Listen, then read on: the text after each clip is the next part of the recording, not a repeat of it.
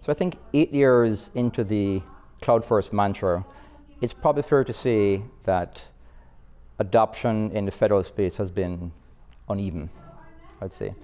And it's really for a bunch of reasons. I think, there's any number of surveys done by, Caresoft and CDW and Accenture and so forth that are really trying to understand what's making cloud adoption tough, right? And there's a bunch of reasons. I think, I sort of a rattle off 5 of them. There's security, there's legacy applications, and there's what I call no plan, no people. So let me go to each of those one by one. So security is security, governance, privacy. Those are the number one concerns of any federal agency, right? The notion of my data outside my 4 walls gives IT practitioners the heebie-jeebies, and it's a really kind of important piece to kind of think about.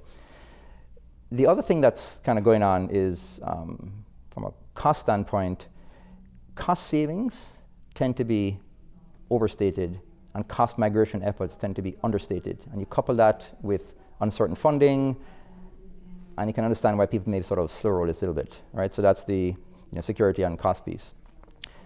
Legacy. So companies are running an outdated, antiquated IT system. They're spending way too much time keeping lights on and have very little time for innovation. So they need to modernize their IT before they can make the giant leap to cloud. It's a big ask going to the cloud, and it's an even bigger ask if you try to go straight from a legacy sort of system to the cloud. And I think people who try to do that end up with less than desirable results, and it's probably impractical. All right, so no people. So the problem is government, and not only government, there's a shortage of people with cloud savvy skills who can help sort of, I mentioned earlier about the need to understand why cloud is important and send a message home. There just simply aren't enough people, cloud savvy practitioners, to help the government do this, right? And then no plan.